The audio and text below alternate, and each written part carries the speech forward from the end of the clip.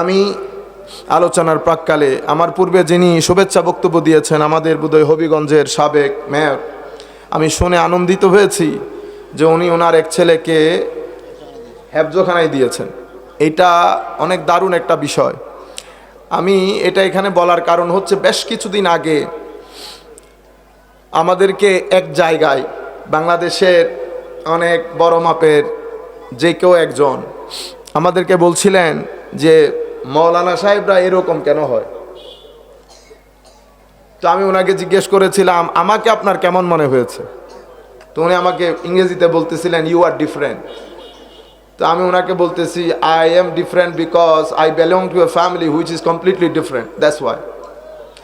মানে আমি যে ফ্যামিলিতে বিলং করি এটা অন্যান্য ফ্যামিলি বা স্বাভাবিকভাবে এই ফ্যামিলিগুলা থেকে মাদ্রাসায় দেয় না। এই যে আপনি আমাকে বলতেছেন ডিফারেন্ট,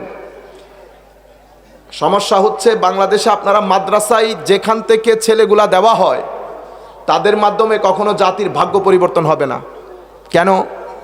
এখন আমার লাইন আবার আরেক দিয়ে চলে যাচ্ছে। 1200 বছরের মুসলমানদের ইতিহাসে আমরা ঘাস কাটি নাই। 1250 থেকে 13 বছর পর্যন্ত অর্ধ পৃথিবী শাসন করেছি, প্রায় 3 মহাদেশ। কয় মহাদেশ?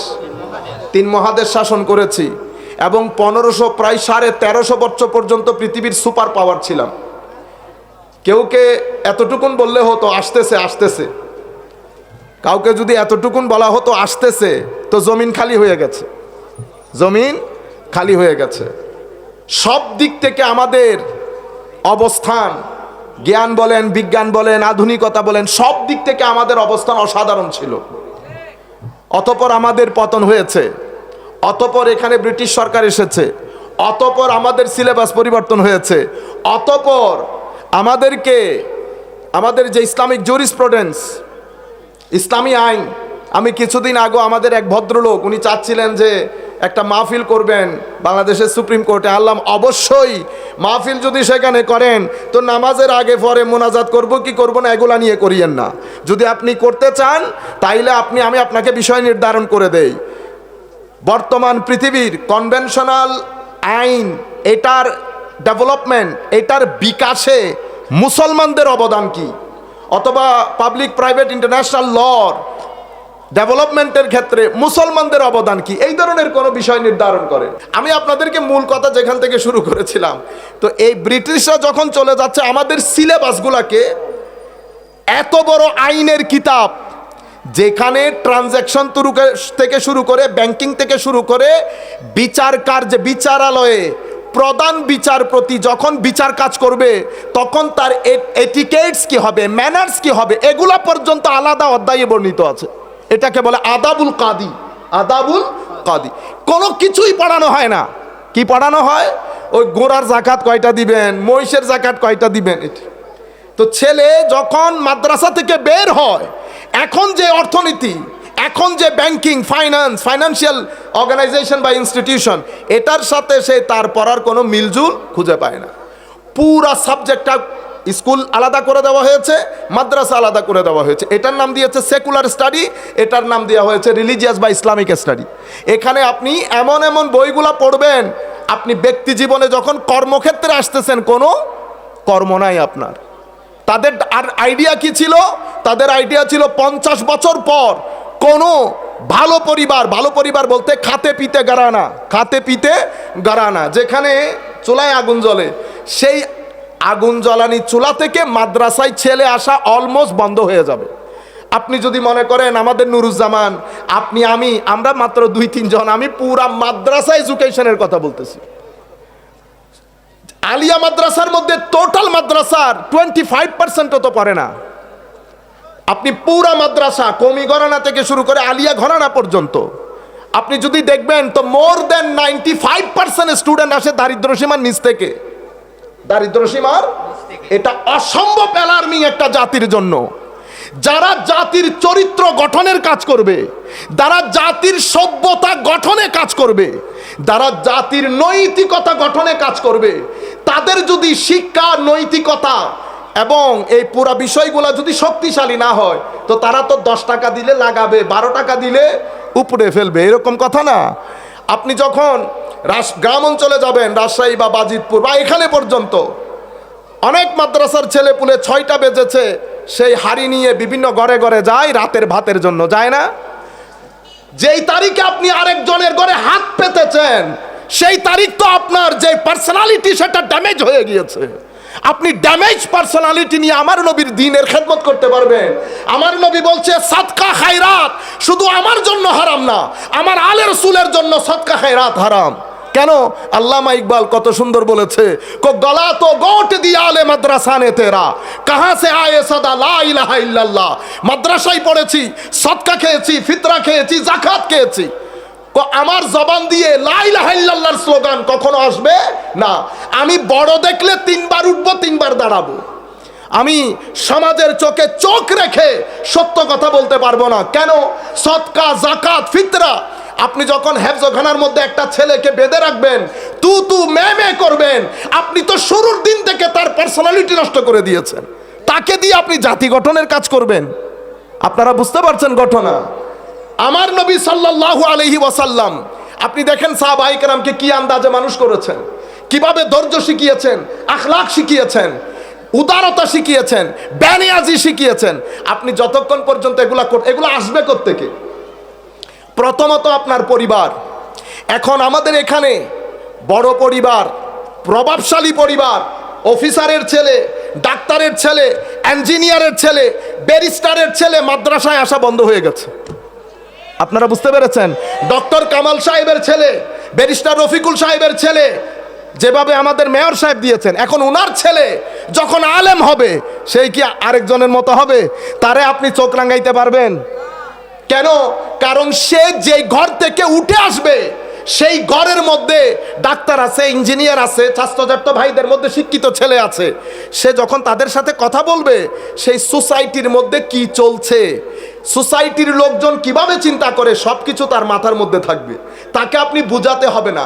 সেই যখন স্টেজের মধ্যে বসবে, সেই জানবে জাতির সমস্যা কি, এই সমস্যার সমাধান কি করে করতে হবে। আবার তার ভিতরে ভয় থাকবে না, তার ভিতরে এটা থাকবে না টাকা পাবো নি কোনো, টাকা পাবো না নি কোনো, টাকার ক্ষেত্রে কোনো উল্টা করবে নি। কারণ মেয়রের পোলা, আপনি টাকা দিলেও কি, টাকা না দিলেও কি। আপনি বুঝতে পারছেন? তো আমি উনাকে বলেছিলাম 50 জন ছেলে দেবেন ভালো পরিবারের। আমি যাদের যাদের ছেলে বলবো 50 জন ছেলে দেবেন, 50 বছর ওয়েট করবেন, 50 বছর পরে আমি পুরো সিচুয়েশন পরিবর্তন করে দেব। সেই কারণ কিভাবে হয়েছে? যেভাবে আমার নবী করেছেন। আমার নবী যাওয়ার পরে 100 বছর অতিবাহিত হয় নাই, মুসলিম দুনিয়ার শিক্ষার হার 100তে গিয়ে পৌঁছেছে। পুরা পৃথিবী, ওয়েস্টার্ন কান্ট্রি যখন বাথরুম ইউজ করতে পারতো না, মুসলমান দুনিয়া তখন হার্টের সার্জারি করছে। ওয়েস্টার্ন কান্ট্রি আমি অনেক তো পুরার কথা, 50-এর দশকে যারা ইংল্যান্ড আমেরিকাতে গেছে, তাদেরকে যদি জিজ্ঞেস করেন আগে বাথরুম কেমন ছিল, তারা বলে ওই দূরে বাথরুম ছিল। তো আপনারা গোসল কেমনে করতেন? একটা বাউলের মধ্যে পানি দিয়ে সবাই মিলে গোসল করতো। বাথরুম ইউজ করতে যখন জানতো না, তখন আমাদের মুসলিম দেশের মধ্যে চোখের অপারেশন হচ্ছে। আমাদের মুসলিম দুনিয়ার মধ্যে আমরা তো পরিচয় করাইতে পারি নাই। আমরা যখন কলেজ ইউনিভার্সিটিতে যখন ল পড়ে, কালকে আমার এক ছেলের সাথে আমরা যখন পড়াচ্ছিলাম, কথা হচ্ছিল, হুজুর আমাদের এখানে যারা আইন পড়ে, মুসলিম আইন যখন পড়ছেন, আপনি কাদের কিতাব পড়ছেন? আমাদের কিছু সেকুলার এডুকেটেড লোক যারা ইংরেজি জানে, তারা কি করে, ওরিয়েন্টালিস্ট যারা ওয়েস্টার্ন কান্ট্রির রাইটার, তাদের কাছ থেকে শিখে ওই বান্দাজে বই লিখে।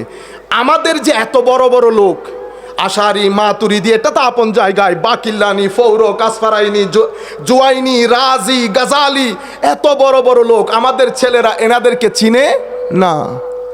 এত বড় বড় লোক মুসলিম দুনিয়া প্রডিউস করছে, এবং পৃথিবীর শিক্ষিত সমাজের মধ্যে, বিশ্ববিদ্যালয়ে এটা প্রতিষ্ঠিত সত্য, মুসলমান দুনিয়া যেভাবে মাল্টি ডাইমেনশনাল ব্যক্তিত্ব তৈরি করেছে, সেটা পৃথিবীর ইতিহাসে কেউ করে দেখাইতে পারে নাই। ইমাম গাজালি শুধু মুফাসসির ছিলেন না, মুফাসসির ছিলেন, আইনবিদ ছিলেন, দার্শনিক ছিলেন, তখনকার যুগের অন্যতম ফিজিক্সের এক্সপার্ট ছিলেন। ইমাম জুয়াইনি বলেন, রাজি বলেন, রাজিকে আমরা জানি মুফাসসির হিসেবে, কিন্তু রাজি মুফাসসিরও ছিলেন, দার্শনিকও ছিলেন, সেই যুগের একজন বড় ডাক্তারও ছিলেন। এটা পৃথিবীর ইতিহাসে কখনো হয় নাই কোথাও, মুসলমান দুনিয়া সেটা করে দেখিয়েছে। কিন্তু আনফরচুনেটলি আমাদের শিক্ষা থেকে আমরা সব কিছু কেন যেন মুছে ফেলেছি। মাদ্রাসার মধ্যেও কিছু পরিমাণ লেখাপড়া আমরা করি, বাকিগুলো সব বাদ দিয়ে দিয়েছি। বাংলাদেশের মধ্যে হেন কোনো সুন্নি মাদ্রাসা নাই যে মাদ্রাসার মধ্যে সুলুক তাসাউফের কিতাব পড়ানো হয়।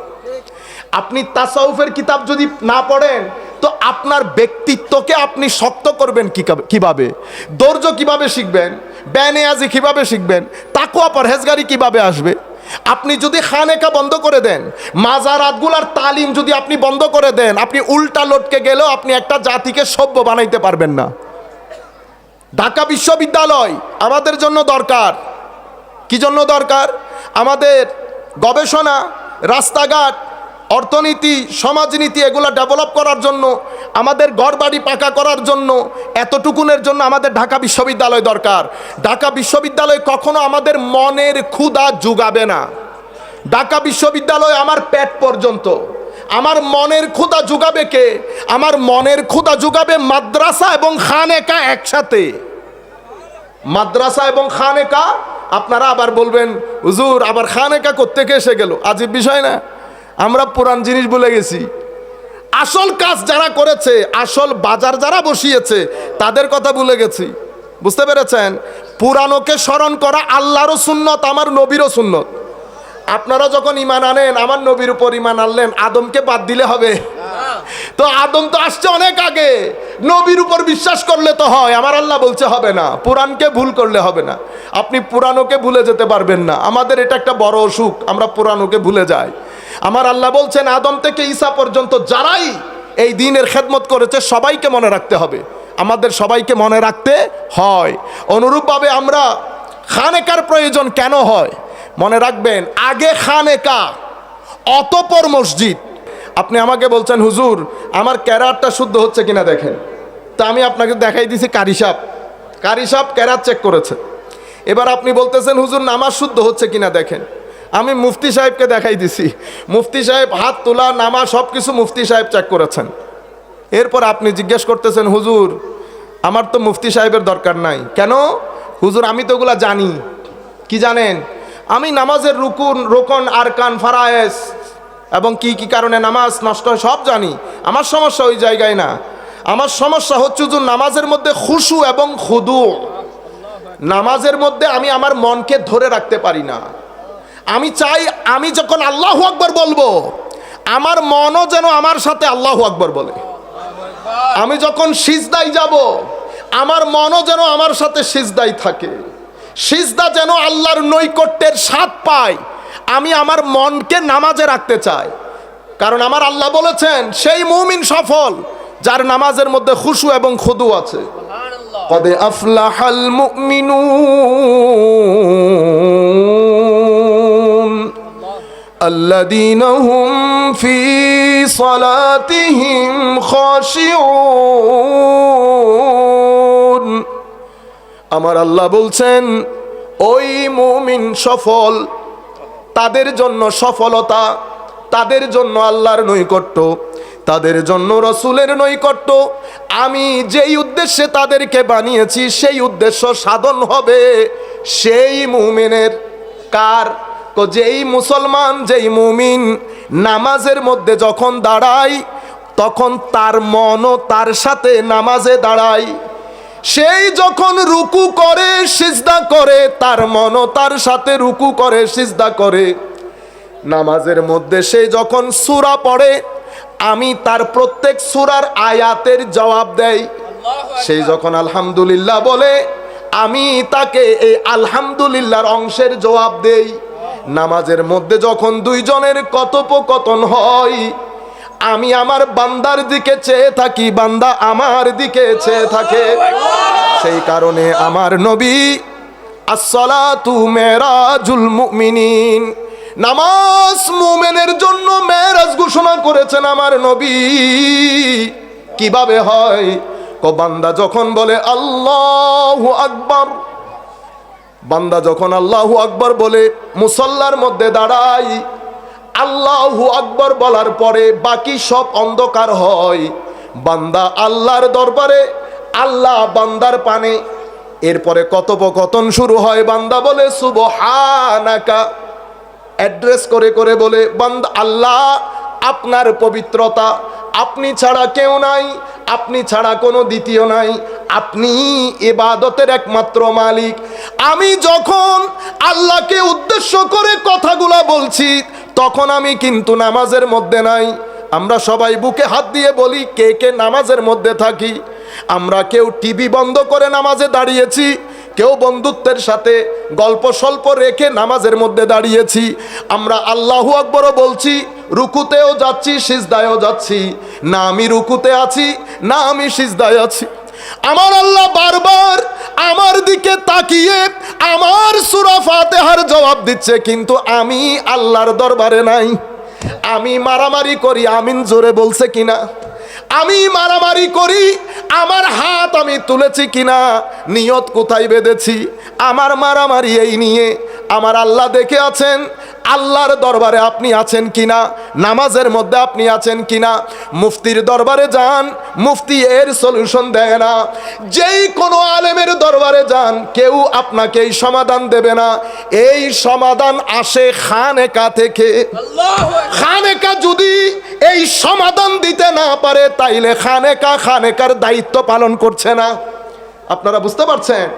কারি বলেন, মুফতি বলেন, মুহাদ্দিস বলেন, কেউ এই প্রশ্নের উত্তর দেবে না। আপনি বলছেন হুজুর আমার অন্য কোনো প্রশ্ন নাই, আমি চাই নামাজের মধ্যে আমি থাকবো, আপনি আমাকে বলবেন এটা কিভাবে হয়। হুজুর আলিফ লাম মিম যালিকাল কিতাব লা রাইবা ফীহি হুদাল লিল মুত্তাকিন। হুজুর আমার প্রশ্ন তাকওয়া কাকে বলে এটা না। তাকওয়া কাকে বলে আমি জানি, আমি কিতাবপত্র পড়েছি, কিন্তু আমার প্রশ্ন তাকওয়া অর্জন কিভাবে করতে হয়, তাকওয়া অর্জন করলে অন্তরের অবস্থা কেমন হয়, আমি যখন তাকওয়ার রাস্তায় হাঁটবো কি কি সমস্যার সৃষ্টি হবে, সেই সমস্যাগুলোর উত্তরণে আমি কি কি কাজ করব, ওই সময় শয়তান ওয়াসওয়াসা কেমনে কেমনে দেয়, সেই ওয়াসওয়াসাগুলা থেকে আমি নিজেকে কিভাবে বাঁচাবো। আমাদের দৌড় তাকওয়া কাকে বলে এতটুকুন পর্যন্ত, কিন্তু তাকওয়া কিভাবে অর্জন করতে হয় পৃথিবীর যেই কোনো আলেমের কাছে যান কেউ উত্তর করবে না। ফিকহের কিতাব পড়েন, তাফসীরের কিতাব পড়েন, হাদিসের কিতাব পড়েন, ইসলামিক ক্লাসিক্যাল সায়েন্সের যত বিষয় আছে, বালাগাত আছে, ফাসাহাত আছে, নাহু সরফ আছে, ব্যাকরণ আছে, সমস্ত কিতাবাদি পড়েন, কোন কিতাবের মধ্যে এই কথাগুলা পাবেন না। এগুলা পাবেন সুলুক, তরিকত, তাসাউফের কিতাব, যেগুলো আমাদের ইমামরা রচনা করে গেছে, সেই কিতাবের মধ্যে পাবেন। কাশফুল মাহজুব বলেন, লুমা বলেন, ইহয়া বলেন, রাসাইলে কুশাইরি বলেন এবং কাশফুল মাহজুব বলেন, তরিকত তাসাউফের কিতাবগুলো আলাদা। এখন আপনি যখন প্রশ্নগুলা করছেন, হুজুরের কাছে কোনো উত্তর নাই, আমরা পাগল হয়ে যাচ্ছি। ওই কোণার মধ্যে এক দরবেশ বসে আছে, দরবেশ ডেকেছে, আমি গেলাম, বেটা কি প্রশ্ন? হুজুর আমি চাচ্ছি এটা শিকার জন্য। বেটা এটা বইপত্রের না তো যে আমি তোমাকে খোকন কুকন ডাকপাড়ির মতো পড়াই দেব। তো হুজুর কি করতে হবে? এটা তো আমার সাথে থাকতে হবে, আমার সাথে থাকতে হবে। হুজুর থাকলে কি হবে? থাকলে প্রশ্ন করতে হবে না, তুমি নিজেই বুঝে ফেলবে। এবার আপনি হুজুরের সাথে গেলেন, হুজুর আপনাকে 3 দিন পর্যন্ত অবজার্ভ করেছে, আপনার ব্যক্তিত্বকে রিড করেছে, যেভাবে স্কুলের মধ্যে টিচাররা ছেলেদেরকে রিড করে, কে কোন বিষয়ে ভালো, কে কোন বিষয়ে ভালো না। ক্লাস 9-এর মধ্যে শিক্ষকরাই বলছে তুমি বিজ্ঞান পড়বে, তুমি আর্টস পড়বে, তুমি কমার্স পড়বে। কিভাবে বুঝলো? শিক্ষকরা ছাত্রদেরকে রিড করতে পারে। উনিও রিড করেছেন, দেখেছে ছেলের মধ্যে অহংকার বেশি। কি বেশি? অহংকার, যেটা আমাদের মধ্যে থাকে। 3-4 দিন রিড করার পরে বলতেছে, বেটা কালকে থেকে 2-3 সপ্তাহ তুমি আমার দরবারে যারা যারা আসবে তাদের জুতা পরিষ্কার করবে। কি পরিষ্কার? জুতা। হুজুরের মাথা খারাপ, ছেলের মাথা খারাপ হয়ে গেছে। হুজুর কি বলেন? আমি কোন পরিবারের ছেলে আপনি জানেন? বেটা এখানে অহংকার চলবে না। তুমি আমাকে জিজ্ঞেস করেছো না তাকওয়া অর্জন করলে কেমনে কেমনে হয়, কিভাবে অর্জন করতে হয়, তুমি শুধু ইয়েস নো বলবা। তুমি শুধু আমি যা বলি তা পালন করবা, এখানে কোনো কেন কি কারণে জিজ্ঞেস করা যাবে না। হুজুরের সুহবত প্রথম জিনিস। আপনি যে সঙ্গে থাকতেছেন, মানুষের জীবনে মানুষকে আলোকিত করার পেছনে সবচেয়ে বড় ভূমিকা রাখে সঙ্গ। আবার এই মানুষকে অন্ধকারাচ্ছন্ন করার জন্য অথবা অন্ধকারাচ্ছন্ন রাস্তায় নিপতিত করার জন্য সবচেয়ে বড় ভূমিকা রাখে সঙ্গ। সুতরাং আমি চেক করে দেখি আমি কার সঙ্গে থাকি, কার সঙ্গে বসি। মনে রাখবেন, বন্ধুত্ব, যেই বন্ধুত্বের জন্য আমি সব কিছু ভুলে যাচ্ছি, ঘর বাড়ি মা বাবা, মনে রাখবেন যেই বন্ধুত্ব আপনার আখিরাতে কোনো কাজে আসবে না, সেই বন্ধুত্ব আপনি দুনিয়ার জীবনেও কোনো কাজে আসে না। যেই বন্ধুত্বের জন্য আপনি পাগল পাড়া হয়ে গেছেন, এই বন্ধুরা 4 দিন পরে যখন আপনার ঘরে শিরনির অনুষ্ঠান হবে, আপনার এই বন্ধুরা শিরনি হাসি মুখে খেয়ে বাসায় গিয়ে ঢেকুর তুলবে। এটাই বন্ধুত্ব। কিন্তু আপনি যদি সত্যিকার জায়গায় বন্ধুত্ব করতে পারেন তো দোয়া করেন, আল্লাহ আমাকে ক্ষমা করেন, আমার বন্ধু বান্ধব পাড়া প্রতিবেশী, এই মুনাজাতের মধ্যে যারা বন্ধুকে স্মরণ রাখবে, এই ধরনের মানুষের সাথে বন্ধুত্ব করেন, পৃথিবীতেও শান্তি পাবেন, কবরেও সম্মান পাবেন। আপনারা বুঝতে পেরেছেন? সঙ্গ মানুষের জীবনে অসম্ভব গুরুত্বপূর্ণ। আমাদের জীবনে সঙ্গ 2 ধরনের হয়। একটা আমার নিজের সাথে নিজের সঙ্গ, আর একটা হচ্ছে মানুষের সাথে সঙ্গ। আমার মা বাবার সাথে আমার একটা সঙ্গ, আমার ভাই বোনদের সাথে আমার একটা সঙ্গ, পাড়া প্রতিবেশী একটা সঙ্গ, স্কুলে যাই সেখানে একটা সঙ্গ, মসজিদে আসি সেখানে একটা সঙ্গ। আমি এই 4 সঙ্গের আলো বা অন্ধকার নিয়ে পৃথিবীতে বাঁচি। একটা আমার নিজের, সেটা কোনটা? আমার ভিতরে একটা সৎসঙ্গ আছে আর একটা অসৎসঙ্গ আছে। সৎসঙ্গ কোনটা? আমার কলব, আমার রূহ, যেটা আল্লাহ আমার ভিতরে দিয়েছে। আপনি মাটি মাটি মাটি করে পাগল হয়ে যাচ্ছেন না। আমার আল্লাহ কি শুধু আপনাকে মাটি বানিয়েছেন? আমার আল্লাহ যেমন বলেছেন, ইন্নী খালিকুম বাশারা, আমি মানুষ বানিয়েছি মাটি থেকে। এই খুদাই তো বলেছে, ওয়া নাফাখতু ফীহি মির রূহি, আমি সেই মাটির মানুষের ভিতরে আমার রূহ দান করেছি। এখন রূহে খুদা এটা কি জিনিস, এটা আল্লাহ জানে, আল্লাহ রসুল বানো জানে। আমরা যতটুকুন বুঝছি, আপনার ভিতরে আল্লাহ একটা নূর দান করেছেন। আল্লাহ একটা নূর দান করেছেন, সেই নূরের ভিতরে আরেকটা কঠিন নূর দান করেছেন। একটাকে কালব বলি, আর একটাকে রূহ বলি। প্রত্যেক জিনিসের ভিতরে 3টা জিনিস আছে। একটা বড়ইও যদি চেক করেন, বড়ই, আপনারা বড়ই তো বলেন, ঠিক না? আমাদের এলাকায় বড়ই তো, বড়ইয়ের বাইরের অংশ, এ আমাদের বাইরের অংশ, যেটা মাটি দিয়ে সৃষ্টি। বড়ইয়ের ভিতরে একটা বিচি থাকে, আমার ভিতরে কলব আছে, এটার একটা। বিচির ভিতরে কি থাকে? মগজ বলি না আমরা। এটা খাওয়ার জন্য মানুষ দাঁত পর্যন্ত ভেঙে ফেলে, ঠিক না? এই ছোট্ট একটা জিনিস, এটা যদি বের করে আপনি বড়ইর বিচিকে যদি রোপণ করেন, বড়ই গাছ হবে? হবে না। তাহলে বড়ই গাছের যেই উঠার শক্তি, এটা বড়ইর বাইরের অংশে নাই, যেটা বড়, ভিতরের অংশ নাই, যেটা অপেক্ষাকৃত ছোট। এটা কোথায়? এটা একেবারে অসম্ভব ছোট একটা জিনিসের মধ্যে। আপনি যে বিশাল আকারের দৈত্যের গাছ দেখতেছেন, এই শক্তি আল্লাহ রেখেছে ওই মগজের ভিতরে। দেখছেন কি পরিমাণ শক্তি রেখেছে? আপনি বোঝার চেষ্টা করেন এটা কি পরিমাণ শক্তি। এটার আকারে, দৈত্য আকারে একটা গাছ, হাজারে হাজারে মানুষ এই বড়ই গাছ থেকে বড়ই খাচ্ছে। এটা কার শক্তি? ওই ছোট্ট মগজের শক্তি। মানুষ অপরিসীম শক্তি দিয়ে আল্লাহ মানুষকে বানিয়েছে। যেভাবে বড়ই গাছের ওই মগজের মধ্যে আল্লাহ অপরিসীম শক্তি দান করেছেন, অনুরূপভাবে এই 5.5 ফিট মানুষের ভিতরে, ওই রূহের ভিতরে এত অপরিসীম শক্তি দান করেছে যে সুলাইমানের রাজ দরবারে বসে বলে, হুজুর অনুমতি দিলে ইয়েমেনের বিলকিসের সিংহাসন আপনি চোখের পলক ফেলার আগে নিয়ে আসতে পারবো। চোখের পলক ফেলার আগে নিয়ে আসতে পারবো। এটা কি পরিমাণ শক্তি চিন্তা করে দেখেন। আল্লামা ইকবাল বলছেন, আপনি মন মে ডুব কর পা যা সুরাগে জিন্দগি, তু আগার মেরা নেহি বনতা না বন আপনা তো বন। আমার ভিতরে এই পরিমাণ অপরিসীম শক্তি আল্লাহ দান করেছেন, এবং এই সঙ্গের মধ্যে এত অপরিসীম তাসির আল্লাহ দান করেছেন। হুজুর গৌসুল আজম আব্দুল কাদের জিলানী, যার ফাতেহা শরীফ, ও আমরা আজীব, আমরা এখন নাম শুনলে বলি নতুন নতুন মুসলমান হচ্ছি। তো আমি আগেও বলেছি আপনাদেরকে, হুজুর এটা আবার গৌসুল আজম কেন বলেন? এগুলো একজনে বলে না, সবাই এক ভাষাই বলে, আমি বুঝি না, মনে হয় যেন সবাইকে সিলেবাস একটা দেয়। কিভাবে গৌসুল আজম হয়? ওয়াজ করতেছে একজন, গৌসুল আজম তো শুধু আল্লাহ, আমাদের মধ্যে সবচেয়ে সাহায্যকারী কে? তখন আপনারা বলে ওঠেন আল্লাহ। ও, সবচেয়ে বড় সাহায্যকারী আল্লাহ, এটা পৃথিবীর যেই ব্যক্তি জিন্দেগিতে লেখাপড়া করে নাই, পাগল, তারেও যদি জিজ্ঞেস করেন সেও বলবে আল্লাহর চেয়ে বড় শক্তিশালী কেউ নাই।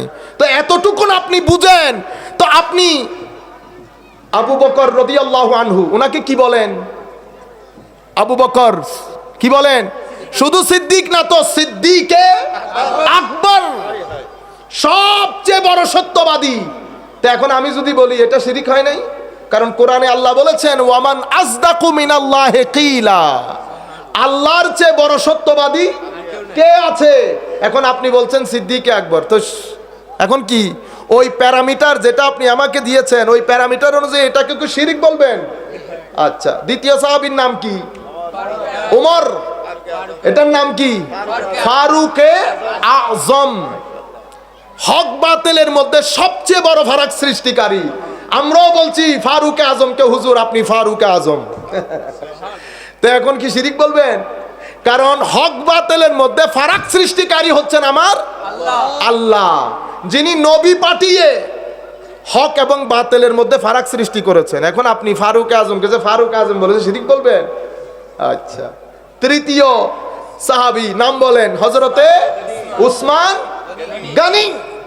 গনি তো আল্লাহ, কোরআনে পাকের মধ্যে আল্লাহ বলছে আল্লাহু হুয়াল গনি ওয়া আনতুমুল ফুকারা, তোমরা গরিব আমি গনি। তো আল্লাহ বলছেন আল্লাহ গনি, আপনি উসমানে গনিকে গনি বললেন, যে শিরিক হয় নাই? ও ভাই, একটা জিনিস মাথায় রাখবেন, এই যে হুজুর গৌসুল আজমকে গৌসুল আজম কি শুধু আমি বলতেছি, পৃথিবীর স্পেশালি এশিয়ার বাংলাদেশের যত বুজুর্গানে দিন গেছে সবাই বলে নাই গৌসুল আজম? আচ্ছা, এতটুকুন মাথায় রাখেন, দিন ধর্ম কি ওরা আমাদের চেয়ে কম বুঝেছেন? সিজদা কি আমাদের চেয়ে কম দিতেন? আমাদের মধ্যে নামাজ দোয়া আছে? আমরা কি আসলে কোনো এখানে বক্তব্য দেওয়ার মতো যোগ্য? আপনি যতই বলেন জ্ঞানী, আমার নবী বলছে উম্মত ইন্নাল্লাহা ইয়াকবিদুল ইলমা ইনতিজাআন, ইন্নাল্লাহা লা ইয়াকবিদুল ইলমা ইনতিজাআন ইয়ানতাজিহু মিনান নাস বাল ইয়াকবিদুল ইলমা বিকবদিল উলামা। আমার আল্লাহ বড় বড় আলেমদেরকে ইন্তেকাল দিয়ে জমিন থেকে আল্লাহ এলম তুলে ফেলবেন, হাত্তা লা ইয়াবকা আলেমা। শেষ পর্যন্ত পরিস্থিতি এমন তৈরি হবে কোনো আলেম থাকবে না। মানুষ জাহেলদেরকে প্রশ্ন করবে। কাদেরকে? জাহেলদেরকে। আপনি মনে করতেছেন আলেম, আপনি আলেম মনে করলে আলেম হয়? আসল যারা আলেম ওনারা তো মাদ্রাসায় পড়ে আছে। আসল যারা আলেম ওনারা বলতেছেন পড়ানোর তো লোকই নাই, পড়ানোর লোকই নাই। শেষ পর্যন্ত কোনো আলেম থাকবে না। মানুষ জাহেলকে ইত্তাখাযান নাস রুউসান জুহালা, মানুষ জাহেলদেরকে আলেম হিসেব মনে করবে, এটা মনে করে প্রশ্ন করবে, সে উত্তরও দেবে বেগাইরে এলম, না জেনে। বুঝতে পেরেছেন? আমার নবী বেগাইরে ইনফরমেশন না, ইয়ানি বেগাইরিল মালুমাত বলেন নাই, মানে তারা ইনফরমেশন ছাড়া উত্তর দেবে এটা বলেন। আমার নবী বলেছেন উত্তর দেবে বেগাইরে এলম, জ্ঞান নলেজ ছাড়া। নলেজ এক জিনিস, ইনফরমেশন আরেক জিনিস। আমরা গুগল থেকে আমরা এই যে ওয়াজ কালাম বা বক্তব্য দেই এগুলা ইনফরমেটিভ। আমরা কি আলেম? আমরা আলেম না। এলম আল্লাহর দুনিয়ার সবচেয়ে বড় নেয়ামত। এটা আল্লাহ বেছে বেছে বেছে বেছে যাদের সিনার ভিতরে আল্লাহ দুধ ডালতে পারবে তাদেরকে দেয়। আমাদের এখানে না নামাজ আছে, না তসবিহ আছে, না তাসকিয়া, না তাসফিয়া, না তাহজিব, না তামির, না নফল, না ফরজ, কোনো কিছু ছাড়া আমার এখানে এলম এমনিতে ঢেলে দিবেন না। তো কি হবে? কোন নিজ পথভ্রষ্ট হবে, ফাদাল্লু আদাল্লু, নিজ পথভ্রষ্ট হবে, মানুষকেও পথভ্রষ্ট করবে। এটা বুখারী মুসলিমের রেওয়ায়ত না। তো এই রেওয়ায়ত অনুযায়ী আপনি কি এখন বলবেন আগে জানতেন না আপনি জানতেন? আমার নবী বলছে শেষ পর্যন্ত এলমই উঠে যাবে, জমিনের মধ্যে কোনো আলেম থাকবে না। বুঝতে পেরেছেন? এখন এটা তো এক আলেম। আমার নবী বলছে শেষ জামানায় ওয়াজি বের হবে। কি বের হবে? ওয়াজি। ওয়াজি আমাদের কথা বলতেছে। হায় হায়, সাতাকুনু দুআত আলা আবওয়াবে জাহান্নাম। কব ওয়াজি জাহান্নামের দরজায় দাঁড়িয়ে থাকবে। ফামান আজাবাহুম কাযাফুহু ফিহা, যারা তাদের হাতে হাঁ বলবে, তারা ঠিক বললে ঠিক বলবে, তারাও তাদের সাথে জাহান্নামে নিক্ষিপ্ত হবে। সাহাবা হযরত হুযায়ফা ইবনুল ইয়ামান, এই ধরনের হাদিসগুলো আমার নবীর সাহাবী হুযায়ফার বর্ণনা। উনি বলছেন, ইয়া রাসূলুল্লাহ, তো পরিস্থিতি তো খুবই খারাপ, আমাকে একটু ইয়া রাসূলুল্লাহ রাস্তা বলে দেন, আমি তখন কোন জায়গায় থাকলে নিজেকে সেফ রাখতে পারবো। আমার নবী বলেছেন, উম্মতের এজমা, উম্মতের যারা সংখ্যাগরিষ্ঠ, বিশেষ করে উলামা মাশায়েখ, তাদের সাথে থাকবা, পথভ্রষ্ট হবে না। বুঝতে পেরেছেন? কই ইয়া রাসূলুল্লাহ, আমি যদি না বুঝি কে বড় কে ছোট, তখন তুমি কারো সাথে যাইও না, যা মনে আছে এটা নিয়ে ঘরে থাকিও। কি নিয়ে ঘরে থাকবেন? আমার নবীর ইশক মোহাব্বত নিয়ে। মনে রাখবেন, এক ব্যক্তির কাছে লাখ ইবাদত, লাখ ইবাদত। আমি এটা এখন যে কথা বলছি এটার উপর এজমায়ে উম্মত, মানে উম্মতের ঐক্যমত্য। আপনার কাছে লাখ ইবাদত, কিন্তু আপনি শানে রিসালাতে বিয়াদবি করেছেন, পৃথিবীর কোন শক্তি আপনাকে জান্নাতে নিয়ে যাইতে পারবে না। কিন্তু আপনার কাছে কোনো ইবাদত নাই, ফাসেক ও ফাজের, জীবনে কোনোদিন নামাজও পড়েন নাই, কিন্তু আপনি মুসলমান, ঈমান আকীদা আছে, আমার নবীর ইশককে ভিতরে ধারণ করেন, পৃথিবীর কোনো ব্যক্তি বলতে পারবে না যে আপনি জাহান্নামে যাবেন। এতটুকুন বলতে পারবে, আল্লাহ চাইলে জাহান্নাম দেবে, আল্লাহ চাইলে ক্ষমা করে দেবে। কারণ আমার নবী বলেছেন সাল্লাল্লাহু, হাদিসে পাকের মধ্যে এইভাবে এসেছে, আমার নবী যাবেন, আমার নবীকে বলবে, হাবিব, যার অন্তরে সামান্যতম ঈমান আছে তাকেও তুলে নিয়ে আসেন, তাকেও তুলে নিয়ে আসেন। জান্নাতের মধ্যে শেষ পর্যন্ত আল্লাহর ওয়ালিরা দাঁড়াবে আল্লাহর কোর্টে। আল্লাহর ওয়ালিরা, হাদিসে পাকের ভাষায়, মুসলিম শরীফের আয়াতের মধ্যে আমার নবী বলছেন, তোমরা দুনিয়াতে অধিকার আদায়ের জন্য একজন আরেকজনের সাথে কি বাকবিতণ্ডা করো। আমি বাকবিতণ্ডা বলছি কারণ আমার কাছে আর বাংলা শব্দ নাই, আরবি শব্দ এসেছে মুজাদালা। মুজাদালার বাংলা শব্দ আমার কাছে আর নাই। আল্লাহর দরবারে তো আসল বাকবিতণ্ডায় লিপ্ত হবে আল্লাহর ওয়ালিরা, যখন তাদের সুহবতে থাকা ব্যক্তিদেরকে জাহান্নাম দেওয়া হবে, তারা আল্লাহর কোর্টে দাঁড়িয়ে বলবে, আল্লাহ, আমার ওই ভাইকে আপনি জাহান্নাম দিয়ে দিয়েছেন, তারা আমার সাথে নামাজ পড়তো। কি পড়তো? এখন নামাজ বাদ দিয়ে আপনি তরিকত বললে হবে, নিরেট শয়তানি। কি জিনিস? শয়তানি। কোন দরবারের মধ্যে যদি নামাজ না থাকে, আদব না থাকে, ফারায়েজে দ্বীন বুলন্ডিত হয়, এটা নিরেট বন্ডার দরবার, এটা কোন আল্লাহ ওয়ালার দরবার হইতে পারে।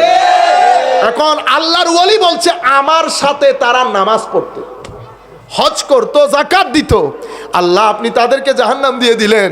আমার আল্লাহ কি বলবে, যা বেটা তুই কে, আমি দিয়েছি? না না না, আমার আল্লাহর গ্রামার এরকম না। সঙ্গের দাম দেখেন, আমি সঙ্গের দাম বুঝাইতে গিয়ে এরকম রাস্তা রাস্তায় ঘুরতেছি, ওই সঙ্গে থেকেছেন। আল্লাহর ওলিকে বলা হবে, গিয়ে যাকে যাকে চিনো তাকে তুলে নিয়ে আসো। এখন আপনি যদি মাসের মধ্যে একদিন যান তো পরিচয় থাকবে? পরিচয় থাকবে না। সব সময় আশেপাশে থাকতে হবে যাতে পরিচয় থাকে। আপনারা বুঝতে পেরেছেন? সঙ্গের এই ফজিলত, সঙ্গ মানুষকে এত দূরে নিয়ে যায়। আপনার ভিতরে যদি আমার নবীর ইশক আদব মহব্বত থাকে তাহলে আপনি আসমানে, আর যদি ইশক আদব মহব্বত না থাকে আপনার ভিতরে আমার নবীর কেমন কেমন ভিতরে ওই যে খারেজিদের মতো। খারেজিদের হাদিস বুখারী মুসলিম ভরা না? আমি এইটা আমার ভাইদের মুখে কোনোদিন শুনি নাই। মানুষ তো কালেবদ্রে হলো একবার পড়াই যে কিতাবুল খাওয়ারিজ, কিতাবুল, ও বুখারী মুসলিম শরীফে অসংখ্য হাদিস গ্রন্থে এসেছে, বুখারী শরীফে এসেছে, কিন্তু আমার ভাইরা খুলে এগুলো পড়াই না জাতিকে, জাতি যেন বুঝতে পারে। আমরা এই যে এই কথাগুলো সব সময় বলি, আপনারা বলেন না? আপনারাই তো বলেন, কোনারা বেশি বলে। কেন বেশি বলি ভাই? এই কারণে বেশি বলি, আমার নবীর ইশক আদব তাজিমে বিন্দু পরিমাণ যদি আমার আল্লাহ, আমার নবী বলছেন মা বাবার সাথে বিয়াদবি করলে জাহান্নামী, বলে নাই? বলে নাই মা বাবার সাথে বিয়াদবি জাহান্নামী? তো মা বাবার সাথে বিয়াদবি করে জাহান্নামে যাবেন, ফেরত আসার সম্ভাবনা আছে? অবশ্যই আসবেন। কবিরা গুনাহ করছেন তো। আমার নবীর শানে বিয়াদবি করলে কবিরা গুনাহ হয় না, ঈমান ধ্বংস হয়ে যায়। মা বাবার সাথে বিয়াদবি করলে বিয়াদব, আমার নবীর শানে বিয়াদবি করলে বেঈমান। দুইটা দুই জিনিস। সমাজের মধ্যে এই যে আমার নবীর আদব তাজিম উঠে যাচ্ছে কেন? কারণ মা বাবার আদব তাজিম উঠে যাচ্ছে। মা বাবার আদব তাজিম, বড়দের আদব তাজিম, যেখানে আমার নবী বলছে বড়দেরকে সম্মান না করলে তুমি আমার উম্মত না। মাল্লাম ইউআজ্জিম কবিরানা, মানলাম ইয়ারহাম সাগীরানা ওয়া ইউআযযিম আও ওয়া ইউআক্কির কাবীরানা ফালাইসা মিন্না, যেই ব্যক্তি ছোটদেরকে স্নেহ করে না, বড়দেরকে সম্মান করে না, সেই ব্যক্তি আমার উম্মত না। আমার নবী যেখানে বলছেন বড়দের সম্মান না করলে উম্মত না, সেই কারণে আমার নবীকে সম্মান না করলে ঈমান থাকবে নি? থাকবে না। বর্তমান সময়ে মুসলিম উম্মতের সবচেয়ে বড় সমস্যা কোনটা? হিজবুত তৌহিদ বলেন, তাহরির বলেন, অমুক বলেন, সমুক বলেন, শিয়া বলেন, খারেজি বলেন, উম্মতে মুসলিমার সমস্যা কোথায়? সব নামগুলা ভুলে যান। উম্মতে মুসলিমার সমস্যা শব্দটা মনে রাখেন, এহানা। কি এহানা? এহানা মানে আন্ডার এস্টিমেট করা, অসম্মান করা, ইনসাল্ট করা, ছোট করা। কাকে ছোট করা? উম্মতের কেউ আমার নবীকে ছোট করে। কিভাবে? নবীর মা বাবা নিয়ে কথা বলে, নবীর ব্যক্তিত্ব নিয়ে কথা বলে, নবী কিয়ামতের ময়দানে এরকম চেয়ে থাকবে, কি কি বলে। আমার নবীর শানে বেয়াদবি হয় নাই? কেউ আমার নবীর শানে বেয়াদবি করে। আমার সাথে আপনার অন্য কোনো সমস্যা আছে? কোনো সমস্যা নাই। আপনি আমার নবীকে তাজিম করবেন, আপনি যেই হন আমি মাথায় তুলতে প্রস্তুত। আর আপনি আমার নবীর ব্যবহৃত একটা জিনিসের সাথে যদি বেয়াদবি করেন, আপনি প্রেসিডেন্ট না প্রাইম মিনিস্টার, আপনি আমার জুতার সমতুল্য না। আপনি আমার জুতার সমতুল্য না। আপনি কে? Doesn't matter. পৃথিবীতে কত মাস আসছে আর কত মাস গেছে, শুধু সমস্যা আমার নবী নিয়ে। আপনি হিজবুত তৌহিদ বলেন, তাহরির বলেন, আহলে কোরআন বলেন, আহলে হাদিস বলেন, কারোর সাথে আমাদের কোনো সমস্যা নাই।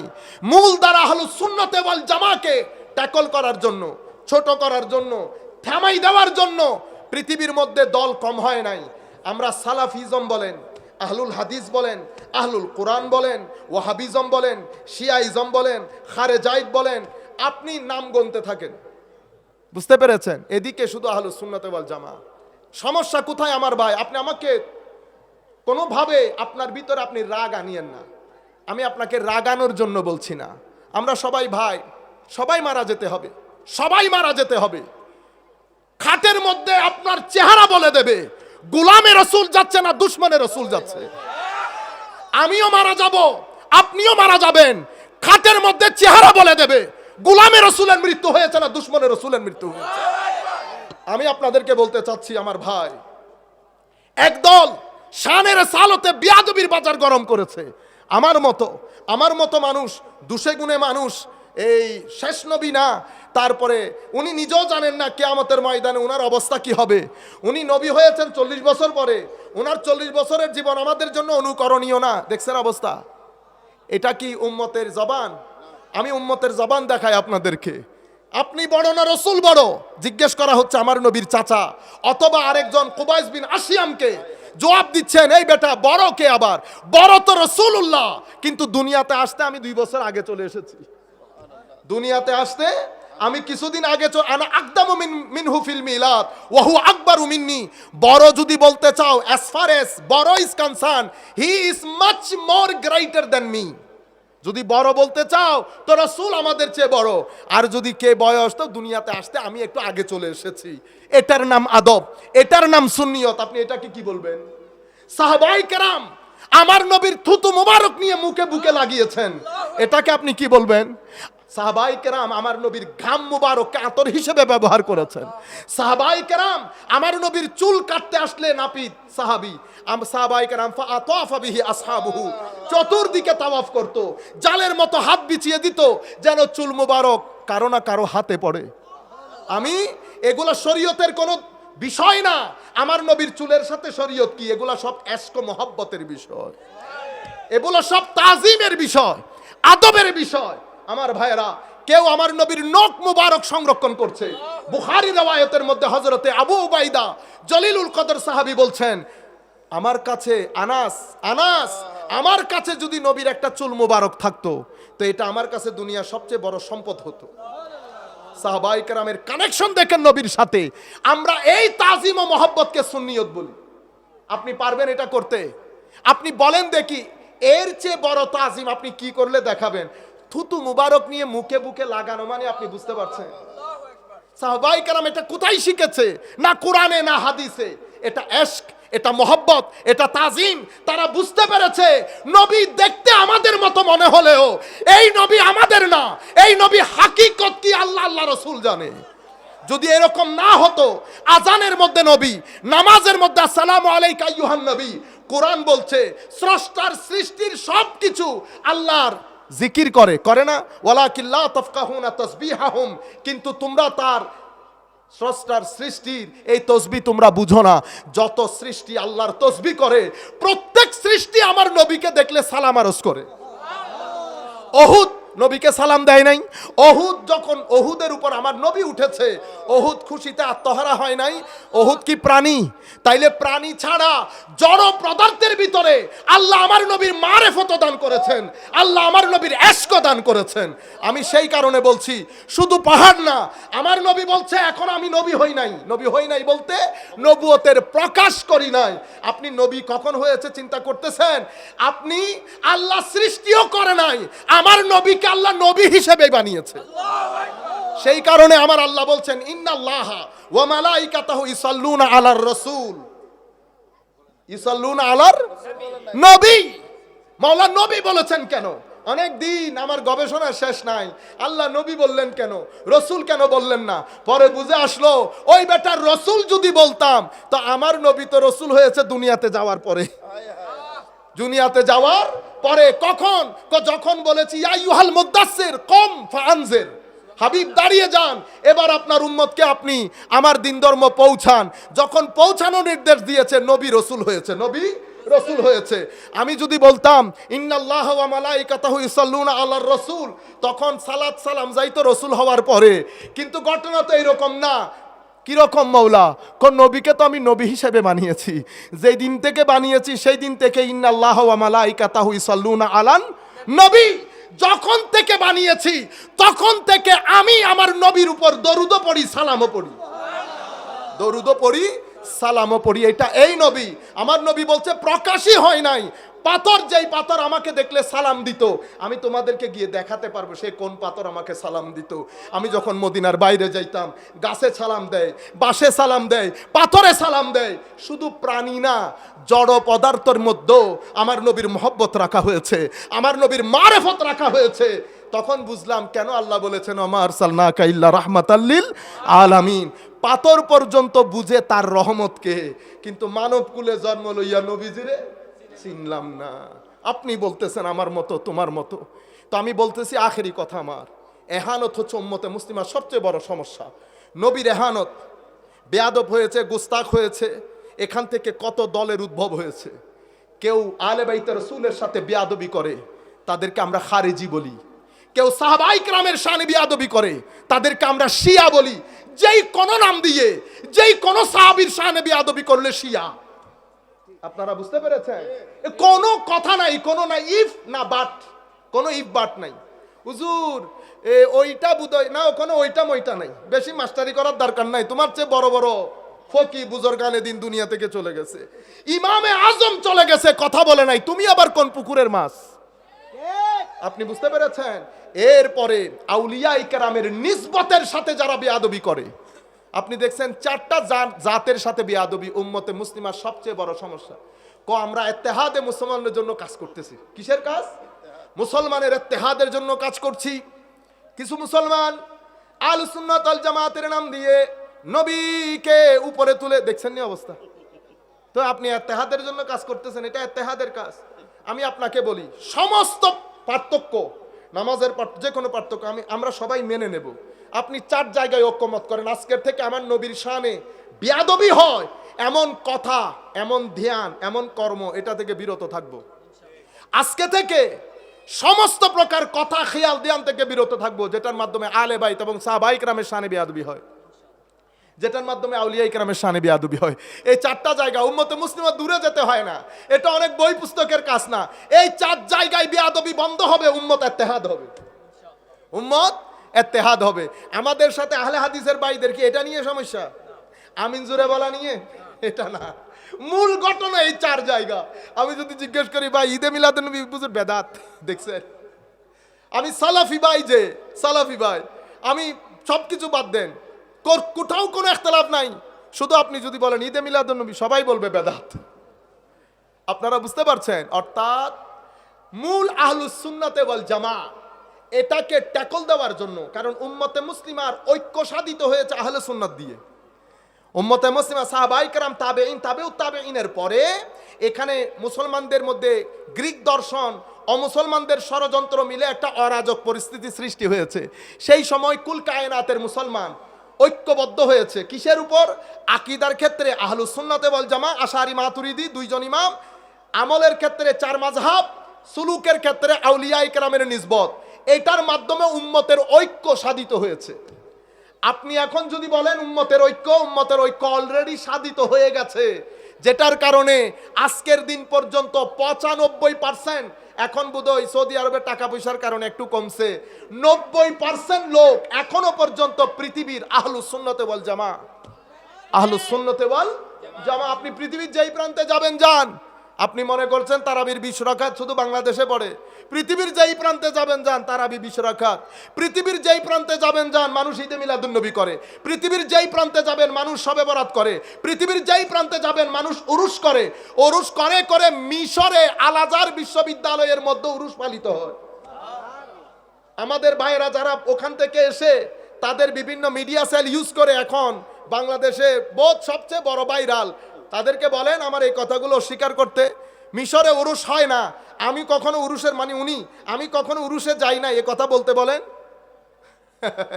উরুসের ভাত সবার ভালো লাগে, বিরিয়ানি তো মাংস টাংস বেশি দিলে টেস্ট বেশি হয়। আপনারা শুধু শুধু ভাই, আমি যখন এখন চোখ বন্ধ করতেছি, আমি নাম বলতেছি না কারণ আমাদের সাথে অনেক বন্ধুত্বের সম্পর্ক, আমি শুধু শুধু ছোট করতে চাচ্ছি না। আমি এখন যখন চোখ বন্ধ করতেছি, বিভিন্ন বিশ্ববিদ্যালয়ের বড় বড় অধ্যাপক এখন আবার বিরুদ্ধে ফতোয়া দেয়, বুঝছেন, কারণ টাকা পয়সার বিষয় আছে। আমি এখন চোখ বন্ধ করে দেখতেছি কারা আমাদের সাথে দাঁড়ায় কিয়াম করছে, কারা একসাথে গোসে মাইজবান্ডারির উরুস, হুজুর আল্লামা তৈয়ব শাহ হুজুরের উরুস, সৈয়দ আহমদ শাহ শ্রীকোটি রাদিয়াল্লাহু তাআলা আনহুর উরুস, আমাদের ঘরে যেটা পালিত হইতো, আমার ভাইয়ের আসে নাই, উরুসের মধ্যে বসে নাই, ভাত খাই নাই, কিয়াম মিলাদ করে নাই। যদি আপনারা বলেন করে নাই, তাহলে তো আমি নামও বলতে পারবো। আল্লাহ আমাদের হামিয়া নাজের হক। সময় শেষ। আলাইকুম ওয়া রাহমাতুল্লাহ।